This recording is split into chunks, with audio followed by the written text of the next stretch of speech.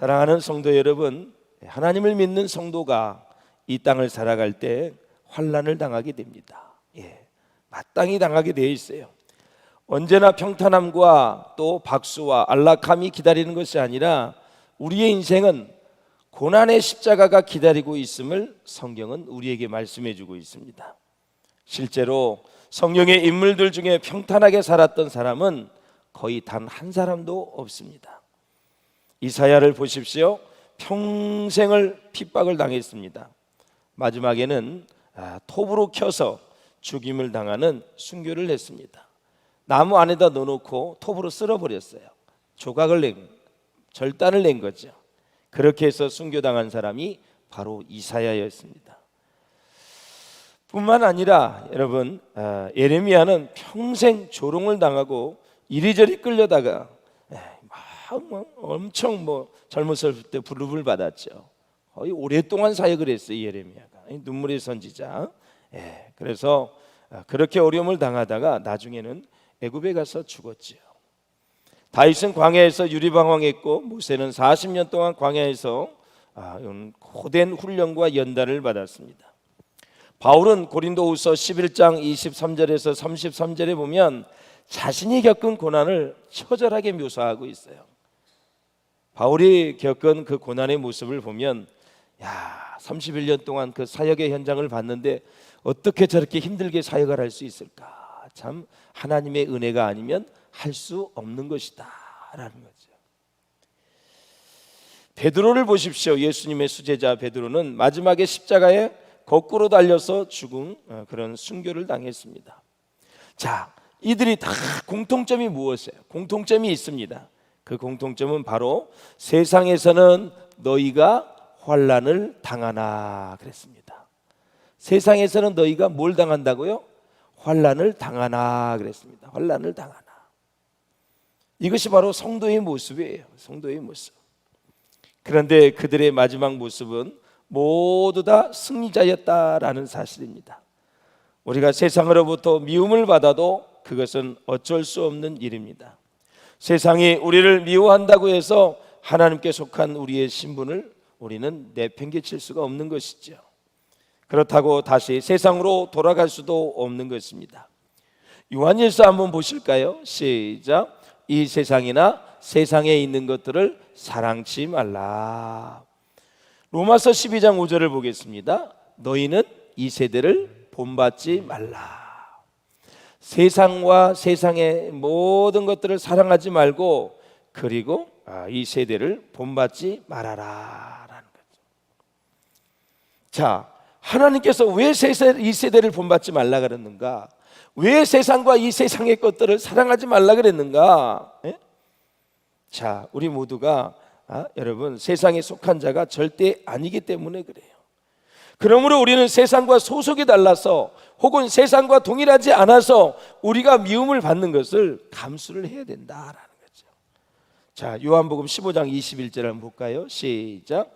그러나 사람들이 내 이름으로 말미암아 이 모든 일을 너희에게 하리니 이는 나를 보내신 이를 알지 못함이라. 아멘. 사랑하는 여러분, 세상은 하나님이 누구이신지, 예수님이 누구이신지, 성령님이 지금 어떻게 역사하는지를 잘 몰라요. 여러분, 몰라요. 하물며 그들이 구원받은 우리의 존재를 어떻게 알겠습니까? 모른단 말이죠. 모르기 때문에 우리를 미워하는 것입니다. 혹시 가정에서 예수 믿는다는 단 하나의 이유로 미움을 받거나 소외를 당하고 있는 우리 성도님들이 계십니까? 그렇다면 바로 여러분이 하나님께 속한 사람이요 예수님의 참 제자이심을 믿으시기를 바랍니다. 그래서 사랑하는 성도 여러분, 이 시대의 우리 비전교회가 이 시대의 등대의 역할을 감당할 수 있기를 주의 이름으로 축복합니다. 이 시대적인 사명이 바로 그거예요. 어두워질 때 빛을 발쳐야 돼요. 어두울 때는 빛이 필요한 거예요. 점점 나라의 구군이 세워져지고 젊은이들이 지금 갈 길을 몰라 비전이 없어, 꿈이 없어, 희망이 없어. 그럴 때 교회가 비전을 제시하고 하나님의 말씀에 기초한 성령의 역사와 보혈의 능력으로 우리가 무장한다면 여러분, 실패할 사람이 누가 있겠어요? 세상이 어렵다고 한탄하기 전에, 취업이 안 된다고 한탄하기 전에, 결혼하기가 어렵다고 한탄하기 전에 우리가 진정 말씀의 뿌리를 내리고 있는지, 성령의 역사에 우리가 정말 감화감동하고 있는지, 보혈의 역사를 날마다 경험하고 있는지. 너희가 세상에서 환난을 당하나 담대하라, 내가 세상을 이겼다 그랬어요. 그 주님이 나와 함께하고 있는데 내가 뭘 걱정해요, 여러분? 세상을 이기신 주님이 나와 함께 하시는데. 우리 젊은이들 힘낼 수 있기를 주의 이름으로 축원합니다. 세상을 붙잡으면 여러분 인생의 끝입니다. 아무리 세상이 어려워도 주님 붙잡으면 살 길이 열리게 되어 있습니다. 사막에서 길을 여시는 분이 하나님이세요. 홍해를 가르신 분이 하나님이세요. 믿습니까, 여러분? 사랑하는 여러분, 그래서 교회는 돈이 힘이 아닙니다. 권력이 힘이 아닙니다. 칼이 힘이 아닙니다, 여러분. 시대가 어떤 상황일지라도 교회는 진리의 편에 서야 됩니다. 정의의 편에 서야 됩니다. 공의를 지켜야 되는 것입니다. 우리가 환난 가운데서도 승리할 수 있는 비결을 예수님이 잘 가르쳐 주셨습니다. 본문은 예수님께서 자신의 죽으심과 부활을 예고하는 말씀입니다. 예수님께서는 제자들에게 조금 이후에 십자가 위에서 죽었다가 부활하심으로 죄에 대하여, 마귀에 대하여, 심판에 대하여 완전한 승리를 거둘 것이라고 말씀하고 계십니다. 이것은 우리에게 희망과 소망을 줄 뿐만 아니라 그 어떤 것과 바꿀 수 없는 기쁨을 우리에게 주고 있습니다, 여러분. 한번 17절을 보시지요. 시작. 제자 중에서 서로 말하되 우리에게 말씀하신 바 조금 있으면 나를 보지 못하겠고 또 조금 있으면 나를 보리라 하시며 또 내가 아버지께로 가미라 하신 것이 무슨 말씀이냐 하고. 아멘. 제자들은 잠시 후에 그들이 예수님을 만난 이후 가장 절망적이며 가장 비참한 일이 일어나게 되는 것을 모르고 있었습니다. 예수님은 제자들이 그것을 알기를 원하셨습니다. 바로 조금 후에는 무슨 일이에요? 예수님이 십자가에 죽는 일 아닙니까, 여러분? 제자들에게는 육신의 눈으로는 가장 비참한 거죠. 자기가 존경하고 따랐던 아주 위대하신, 그리고 정말 천지전능했던 그분이 딱 십자가에서 죽으니 얼마나 절망을 하겠어요. 그래서 예수님이 십자가에 죽으실 때 그들은 슬퍼할 수밖에 없었고 고굴할 수밖에 없었고 여러 가지로 어려운 상황에 빠질 수밖에 없었어요. 그래서 예수의 죽음은 그 주님을 따르던 모든 사람들의 슬픔이었다라는 거죠. 사랑하는 여러분, 예수님은 진리요, 빛이요, 생명이 되시는 분입니다. 믿습니까, 여러분? 진리가 죽을 때 진리를 따르던 사람들은 슬퍼하게 되어 있습니다, 여러분. 생명이 죽을 때 생명을 사랑하던 사람은 슬퍼할 수밖에 없어요. 빛이 죽을 때 빛을 사랑하던 사람들도 슬픈 일일 것입니다, 여러분. 예수님께서 십자가에 죽으실 때 진리와 생명과 빛을 사랑하던 모든 사람들이 다 슬퍼했습니다. 그러나 누가 기뻐했습니까? 예수님이 십자가에 돌아가실 때 누가 기뻐했습니까, 여러분? 세상이 기뻐했습니다. 세상은 하나님을 알지 못하는 모든 사람과 모든 사회를 세상이라 그랬고, 세상은 어둠의 영에 잡혀있는 바로 사단의 권세 아래에 있는 모든 것들 세상이라고 말씀을 드렸습니다. 여기서의 세상이란 마귀가 지배하는 세상을 말하는 것입니다. 악과 불의와 부정이 지배하는 인간들의 세계를 말하는 것입니다. 그들은 진리를 싫어하므로 진리가 죽으니까 기뻐하는 것입니다, 여러분. 빛이 있으니까 모든 악한 것이 드러나서 좋지 않았는데 빛이 죽으니까 얼마나 기뻐하는지 모릅니다. 사랑하는 여러분, 세상은 자기들의 약점이나 죄악을 드러내는 것을 결코 기뻐하지 않습니다. 저들이 예수를 싫어하고 죽인 것은 진리를 드러내고 빛을 비추었기 때문에 그런 것입니다. 그들은 사실상 죽은 자들이기 때문에 생명을 싫어해요. 빛을 싫어해요. 진리를 싫어하는 거예요. 그래서 생명이신 예수님이 죽으니까 예수를 따르던 제자들은 고굴하고 애통을 하는데 세상 사람들은 뒤에서 깔깔대고 기뻐하고 좋아했다라는 것입니다. 사랑하는 여러분, 오늘날 우리는 인생의 종착역이 어디라고 믿고 있죠? 바로 죽음이라고 믿고 있어요. 죽음. 그래서 사람들은 할 수만 있으면 죽지 않으려고 합니다. 그러나 주님은 죽음이 인생의 종착역이 아니라고 말씀하십니다. 뭐가 종착역이라고 말씀하시죠? 죽음이 인생의 종착역이 아니라 죄가 인생의 종착역이라고 얘기하는 거예요. 예수님은 말씀하시기를 사람이 살았느냐 죽었느냐 하는 것보다 더 중요한 것이 그의 죄가 해결되었느냐 해결되지 않았느냐 하는 것이 훨씬 더 중요하다고 말씀하셨어요.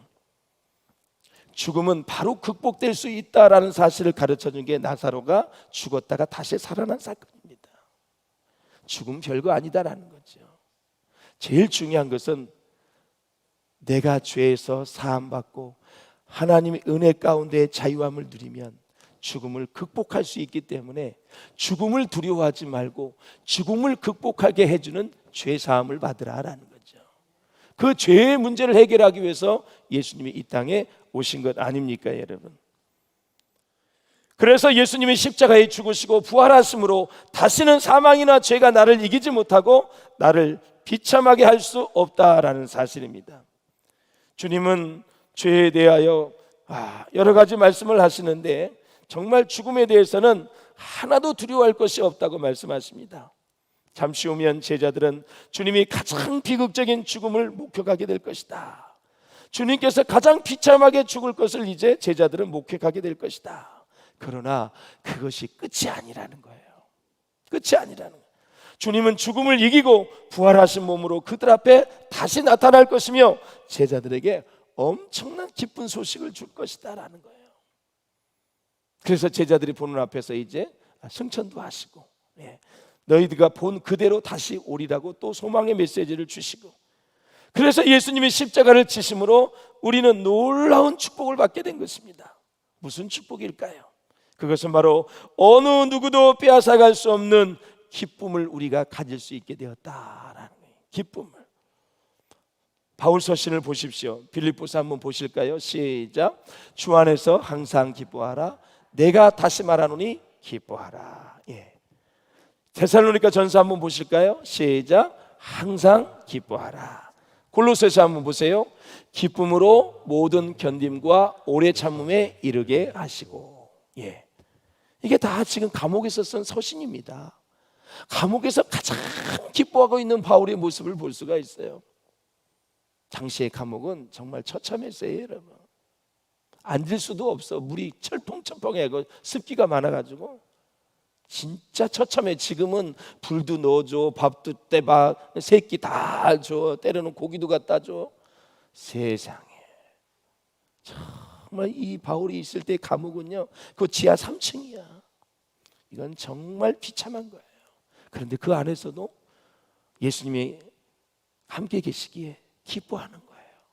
항상 기뻐하라. 내가 다시 말한다. 기뻐하라. 그런 거지. 사랑하는 여러분, 기쁨은 기독교의 특징입니다. 기쁨이 없는 신앙은 기독교 신앙이 아닙니다. 그런데 주님이 주시는 기쁨을 빼앗으려고 하는 자가 있습니다. 바로 마귀입니다. 마귀는 우리에게서 신앙의 기쁨을 빼앗기 위해서 많은 사건과 사람을 동원시킵니다. 그래서 사람을 조심해야 되고 어떤 사건에 휘말리지 마셔야 됩니다. 그러면 이 마귀는 우리의 기쁨, 우리의 믿음, 우리의 신앙, 하늘의 소망, 이거 다 빼앗아갑니다. 물질도 빼앗아가, 남편도 빼앗아가, 아내도 빼앗아가, 가정을 분열시켜 수없이 역사하는 게 마귀예요. 사건과 사람을 통해서 마귀는 빼앗아가는 거예요.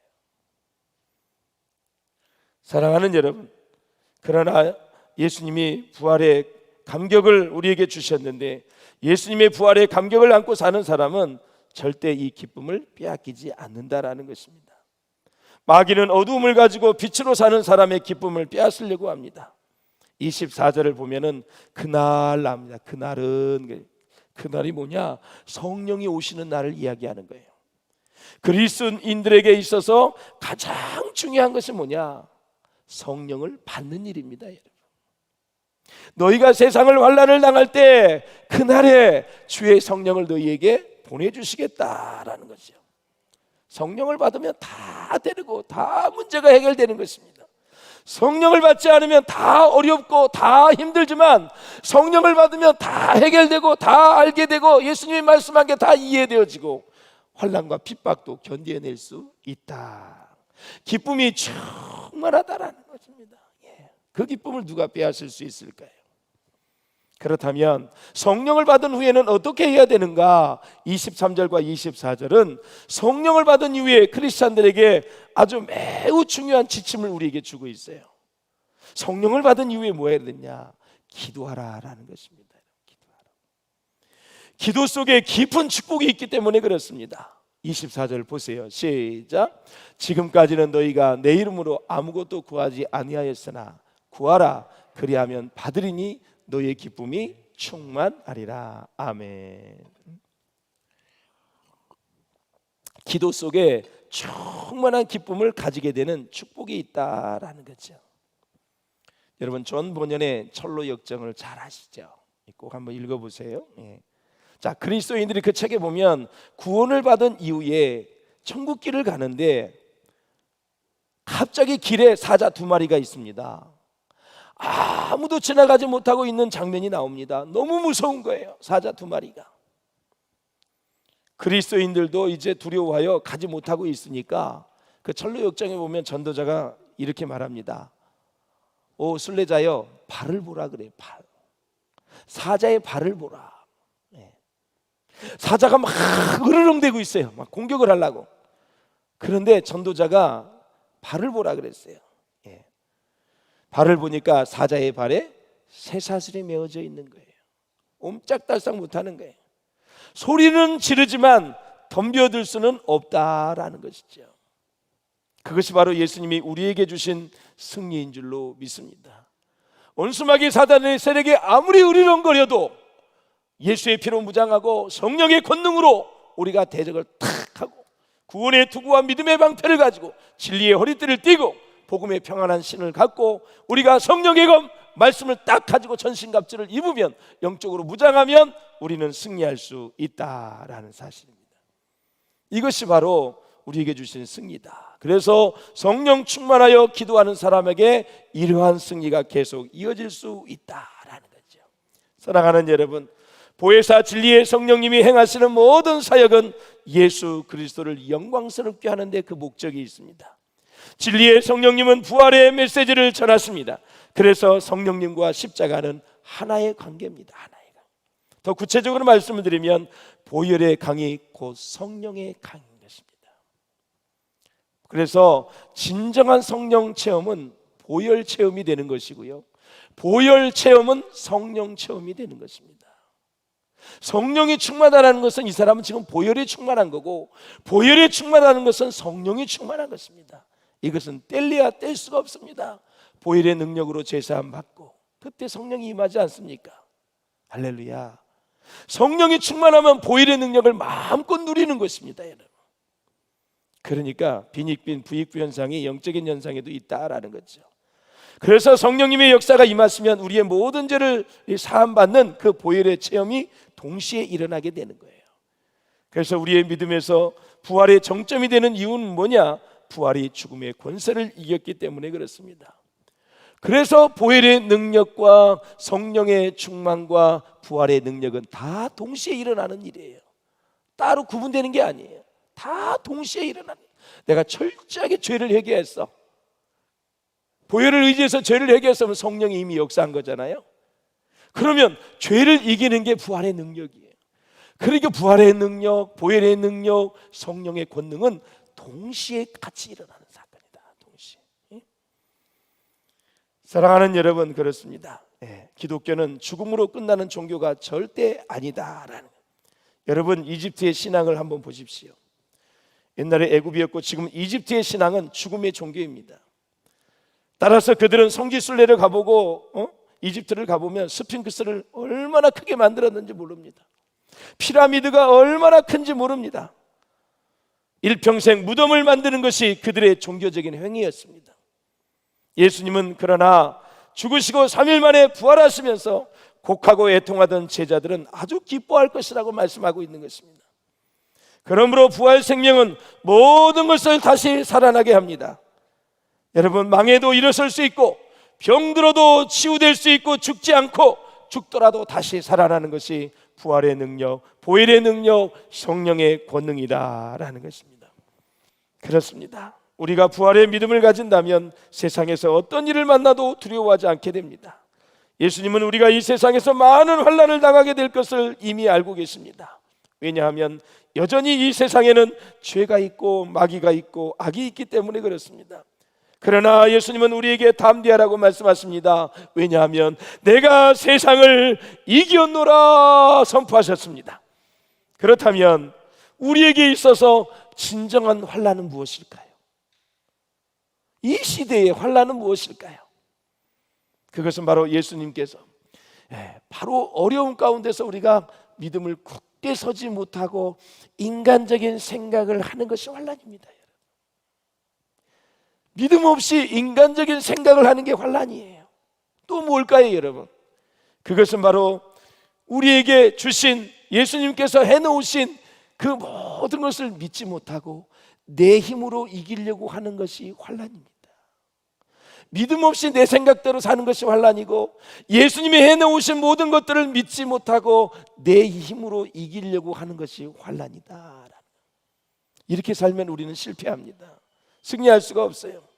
우리는 절대로 우리의 힘으로는 마귀를 이기지 못합니다. 그리고 우리의 힘으로는 어려운 시험들을 이기지 못합니다. 이렇게 어려움을 이기지 못하고 시험을 이기지 못하면 우리의 마음이 흔들리고, 마음이 흔들리면 믿음이 흔들리게 되어 있습니다. 그러므로 사랑하는 여러분, 환난 가운데 승리하려면 반드시 두 가지를 해야 됩니다. 첫째, 용서하며 살아야 됩니다. 사람이 자기 중심적인지 아닌지는 위기를 당해보면 알 수 있고요. 예를 들어서 자기 중심적인 사람은 새가 막 지저귀잖아요. 그러면 기분이 나쁠 때는 새가 운다 그래요. 기분이 좋을 때는 새가 노래를 한다 그래요. 이게 다 모든 것이 자기 중심입니다. 자기 중심적인 사고지. 예수를 믿는다는 것은 자아 중심에서 하나님 중심으로 바뀐다는 거예요. 용서는 원래 하나님의 성품입니다. 죄의 본능이 무엇입니까, 여러분? 미움과 저주와 갈등이요 분노입니다. 성령으로 거듭나는 그리스도인의 심령에 하나님이 역사할 때 비로소 용서의 성품을 우리가 품을 수가 있는 것입니다. 그래서 용서는 사람을 살리는 힘이 있고요, 용서는 마귀의 세력을 무력화시킬 수 있는 능력이 있습니다. 그래서 세상 환난 가운데 우리가 승리하려면 첫째, 용서를 잘해야 된다. 마지막입니다. 두 번째는 기도입니다. 사실 제일 큰 능력이 기도이지요. 마태복음 보실까요? 시작. 진실로 너희에게 이르노니 무엇이든지 너희가 땅에서 메면 하늘에서도 메일 것이요, 무엇이든지 땅에서 풀면 하늘에서도 풀리리라. 아멘. 매임의 상태에 있는데도 몰라. 내 주장이 옳기 때문에 나는 매여 있지 않다고 생각을 하는 게 크리스찬의 착각입니다. 이런 사람이 얼마나 많은지 몰라요. 죄를 지었음에도, 잘못했음에도, 하나님의 말씀에 어긋났음에도 자기 생각이 옳으면 자기가 이미 매이지 않았다고 생각을 하는 거예요. 그러니까 죄 회개를 못하는 거예요. 사랑하는 성도 여러분, 하나님께서는 성도의 기도를 통해서 일하십니다. 마귀를 대적하는 기도를 할 수 있기를 주의 이름으로 축원합니다. 세상에서 환난을 당해도 우리는 기도로 풀어야 됩니다. 기도하면 옥문이 열렸습니다. 기도할 때 사자의 입을 봉하셨던 하나님, 7,000도나 되는 풀무불의 온도를 조절하셨던 분이 바로 하나님이십니다. 창립 40, 3주년을 맞는 우리 비전교회, 건강한 교회로 이끌어 오신 하나님께 감사를 드리고 여러분의 헌신에 마음껏 축복을 하고 싶습니다. 비전 성취에 여러분이 주역이 되시기를 바라고, 환난을 당할 때 승리할 수 있는 비결은 용서와 기도이다. 이 두 가지를 잊지 마시고 여러분은 믿음의 행진 멈추지 마시고 정말 순례자의 길을 끝까지 완주해낼 수 있는 우리 모두가 될 수 있기를 주의 이름으로 축원합니다. 교회는 하나님의 선물이고 교회의 모든 탄생은 하나님의 뜻입니다. 교회를 주신 하나님께 감사하고 무한 모든 영광을 주님께 올려드리며 우리 교회를 세상에 주목하기보다 하나님이 주목하는 교회로 만들어가는 정말 건강한 동력자들이 다 될 수 있기를 주의 이름으로 축원합니다.